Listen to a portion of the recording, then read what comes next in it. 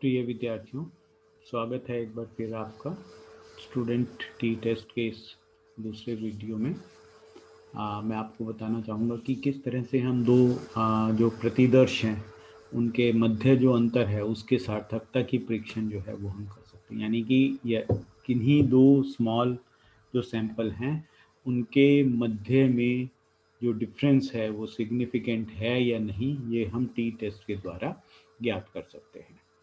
तो इसके लिए सबसे पहले जो है हम टी परिकलन जो है, टी की जो कैलकुलेशन है वो निम्न सूत्र के द्वारा करते हैं।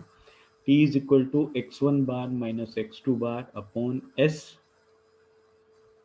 Into 1/n1 plus 1/n2 square root. ठीक है, या हम इसको अगर थोड़ा और सोल्व करें तो हम इसको ऐसे भी लिख सकते हैं, x1 bar minus x2 bar upon s into n1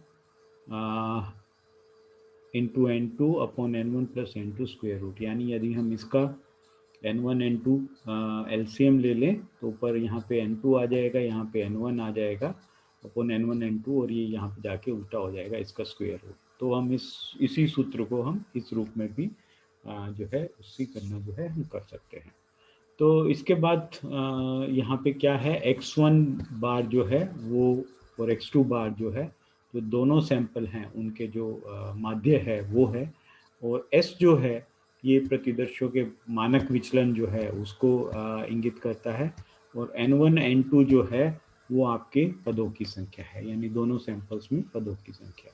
और जो s है उसकी गणना, जो मानक विचलन है उसकी हम गणना, हमें पता है किस प्रकार कर सकते हैं, उसकी गणना हम कर सकते हैं sigma x1 minus x1 bar square plus sigma x2 minus x2 bar whole square upon n1 minus 1 plus n2 minus 1। तो इस प्रकार से जो है हम जो है s की गणना कर सकते हैं। तो यहाँ पे अगर हमें सब कुछ ज्ञात है, इस सूत्र में अगर हम देखें, s की वैल्यू हमें पता है, x1 बार हमें पता है, x2 बार हमें पता है, n1 हमें पता है, n2 हमें पता है। तो इससे हम जो है t की गणना जो है वो कर सकते हैं आसानी से। ठीक है, तो इस सूत्र को जो s है उसको हम इस प्रकार से भी कह सकते हैं, इसको ये जो दूसरा एक इसी जो फॉर्मूला है इसको अगर हम सिंप्लीफाई कर लें तो इस फॉर्मूला को हम कह सकते हैं sigma x1 minus x1 bar square plus sigma x2 minus x2 bar whole square upon n1 plus n2 minus 2। यानी n1 -1 और n2 -1 प्लस n2 -1 को हम जब सोल्व कर देंगे तो ये आ जाएगा n1 प्लस n2 -2।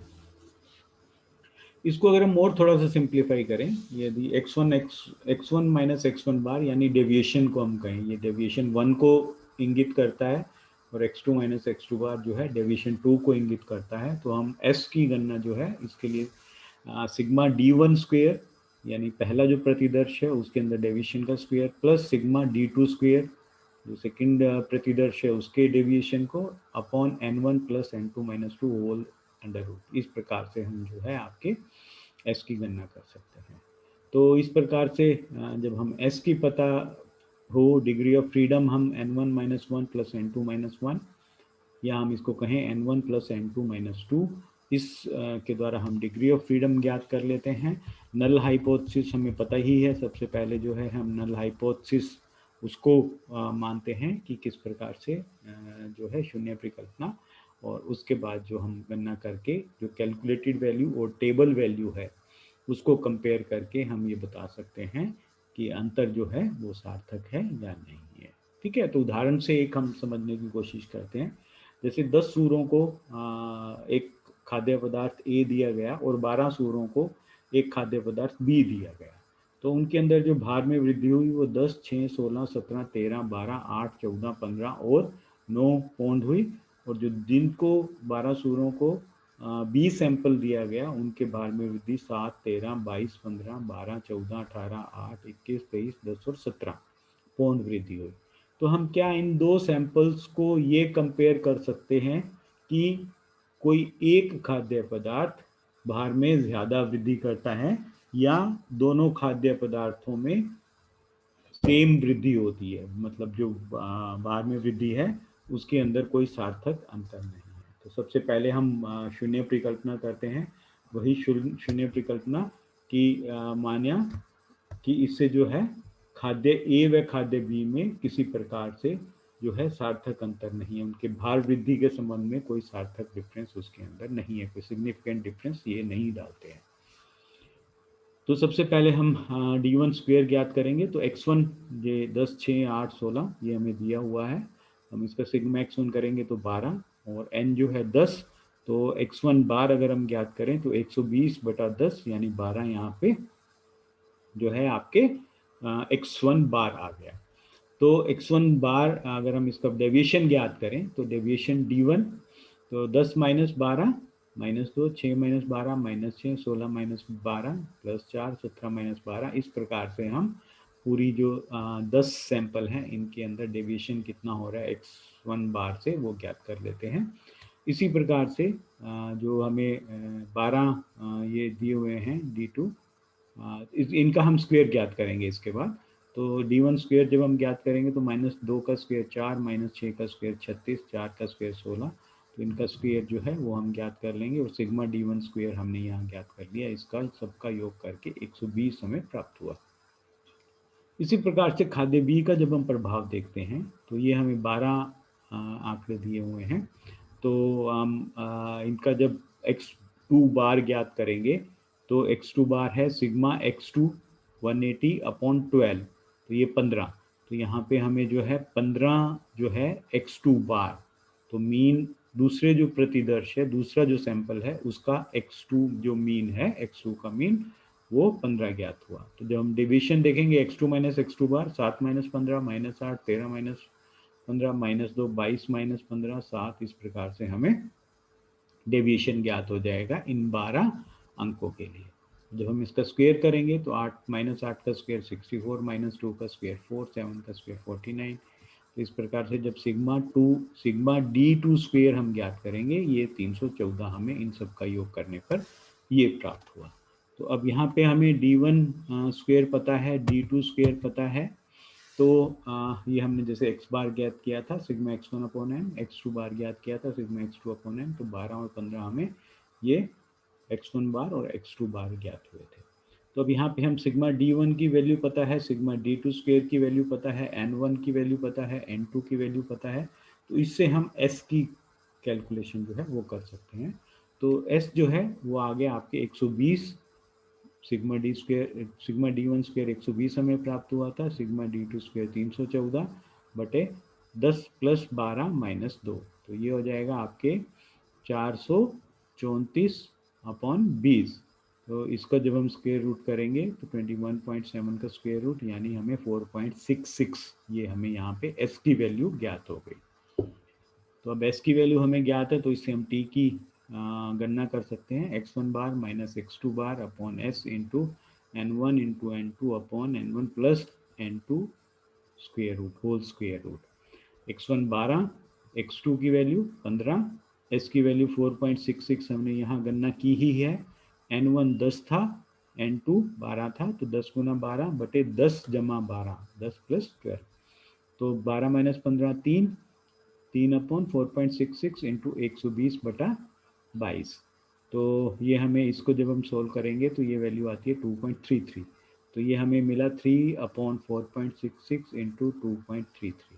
जब हम इसको आगे सोल्व करेंगे तो ये हमें प्राप्त हुआ 3/2 यानी 1.5। ये हमें वैल्यू पता आ गई, ये हमारी कैलकुलेटेड वैल्यू है टी की।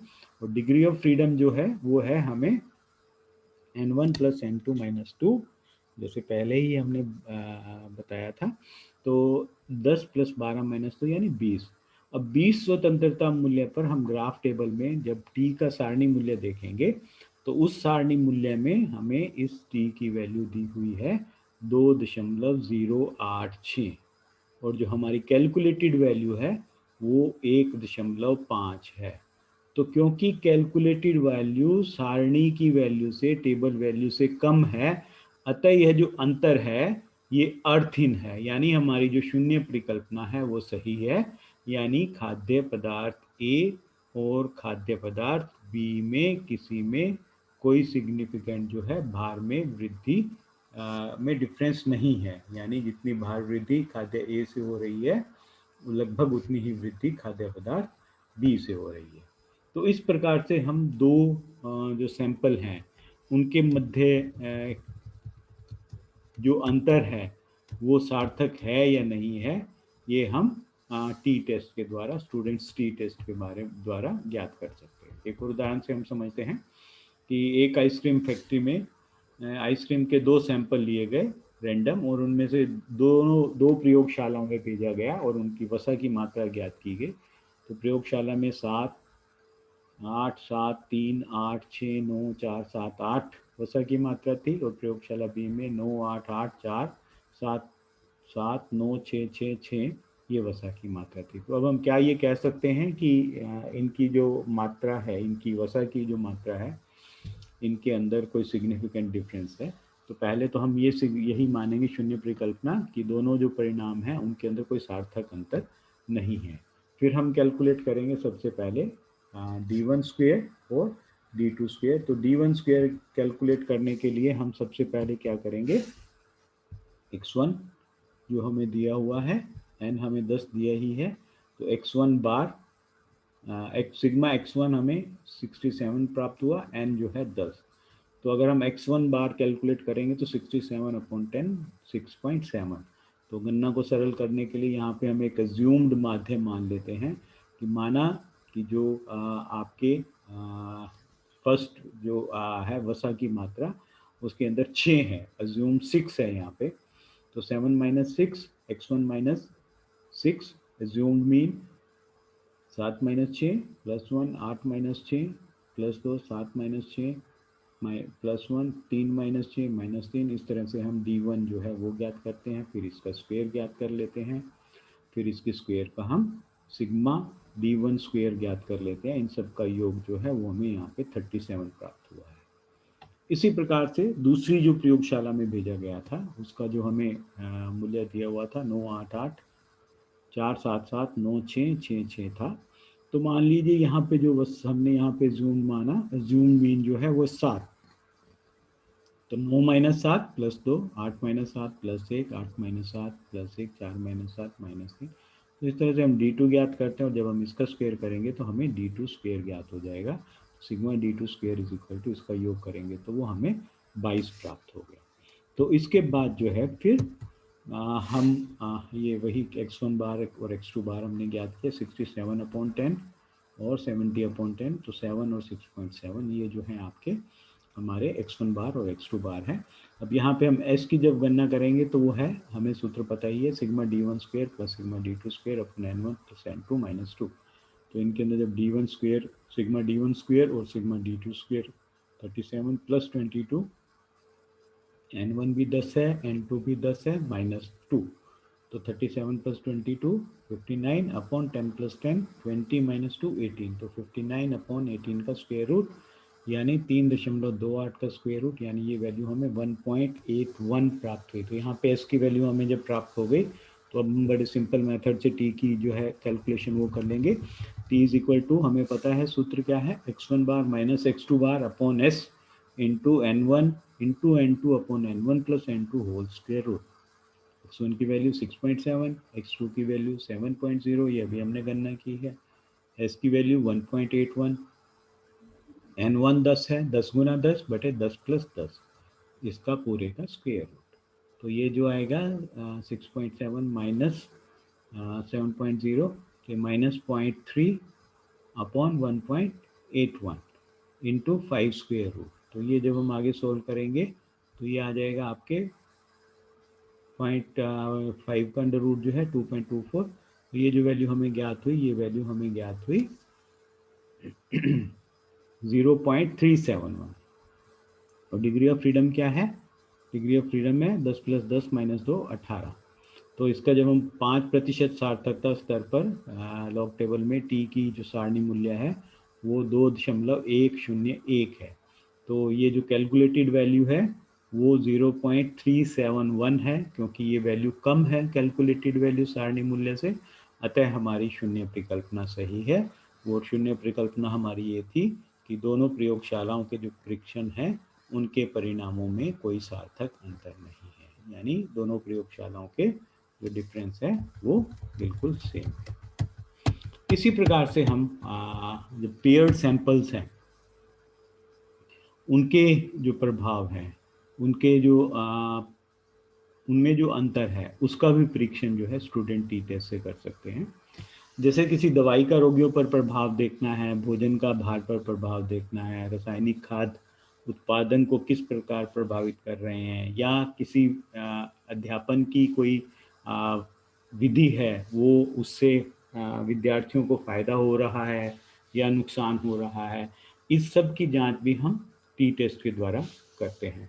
तो सर्वप्रथम हम क्या करते हैं, घटना के बाद उपलब्ध जो समांक हैं और जो पूर्व वाले समांक हैं उनको उसके अंदर अंतर ज्ञात कर लेते हैं। यानी कि जो मान लीजिए कोई कोचिंग दी है हमने, तो पहले बिना कोचिंग के जो विद्यार्थियों के अंक हैं और कोचिंग लेने के बाद विद्यार्थियों में जो अंक हैं, उन दोनों अंकों को जब हम कंपेयर करेंगे तो उससे हमें पता चल जाएगा कि वृद्धि हुई है या कमी हुई है। फिर जो है इसका इसका हम समांतर माध्य जो है वो ज्ञात कर लेते हैं सिग्मा डी अपॉन एन के द्वारा। और सिग्मा डी स्क्वेयर जो है आपके मानक विचलन जो है वो अंतरों के माध्य से उनके विचलन निकालकर विचलन वर्गों का जोड़ प्राप्त कर लिया जाता है। ठीक है, एक उदाहरण से हम समझने की कोशिश करते हैं, उदाहरण से हम आसानी से और ज़्यादा आसानी से समझ पाएंगे। तो S जो है यहाँ पे ज्ञात हम करते हैं वो है sigma D minus D bar whole square upon N minus one. या हम इसको और सॉल्व करें तो हम डेविएशन जो सिग्मा डेविएशन स्क्वेयर है अपॉन एन माइनस वन, इसका स्क्वेयर रूट, इसके द्वारा जो है हम एस की गणना कर सकते हैं। ठीक है, तो इसके बाद हम जो है आपके किस प्रकार से करते हैं, तो पहला ये कि वास्तविक अंतर शून्य मान लिया हमने, तो m इज इक्वल टू 0, ये शून्य परिकल्पना है हमारा। ठीक है, तो t गणना के लिए हम क्या करते हैं, यहाँ पे t गणना is equal to D bar minus M upon S.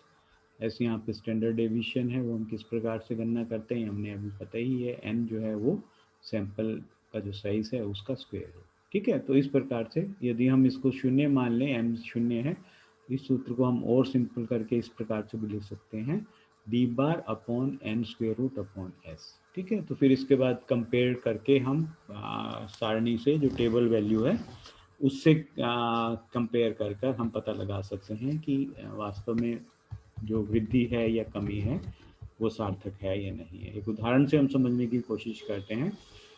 11 छात्रों की जैव सांख्यिकी की परीक्षा ली गई और उनके अंक प्राप्त हुए 23, 20, 19, 21, 18, 20, 18, 17, 23, 16, 19।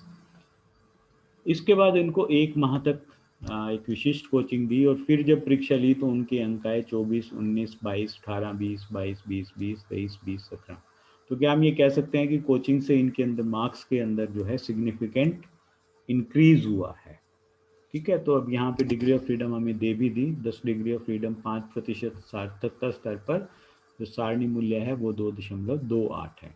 तो अब हम जब गणना करेंगे तो कोचिंग से पूर्व जो विद्यार्थियों की संख्या है वो इतनी है और n जो है यहाँ पे 11 है। अंक कोचिंग के पश्चात ये हैं, तो अब इसके अंदर कितना वेरिएशन आया है, 23 माइनस 24 माइनस 23 एक अंक वृद्धि हुई, 19 माइनस 20 एक अंक की कमी हुई, 22 माइनस 19 3 अंक बढ़े हैं, -3 +2 +2 +2 +3 0 +4 -2। इस तरह से हमें उसमें वृद्धि हुई है या कमी हुई है कोचिंग के पश्चात, ये हम ज्ञात कर लेते हैं और इसका योग ज्ञात कर लेते हैं। सिग्मा डी हमने यहाँ पे ज्ञात कर लिया। अब हम डेविएशन डी बार हम ज्ञात करेंगे, तो sigma D upon N, sigma D 11 है, एन 11 है, तो यहाँ से हमें डी बार जो है वो ज्ञात हो गया 1। तो अब हम डेविएशन देखेंगे डी माइनस डी बार, तो 1 -1 0 -1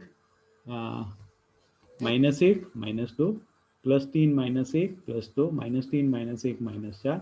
इस प्रकार से हम हर मूल्य का डेविएशन जो है विचलन वो ज्ञात कर लेंगे और फिर जब इसका वर्ग करेंगे तो वर्ग करके 0 4 4 16 1 1 1 4 1 9 9 ये हमें वर्ग ज्ञात हो गया और इसका हम सिग्मा ज्ञात कर लेंगे, sigma D square is equal to 50।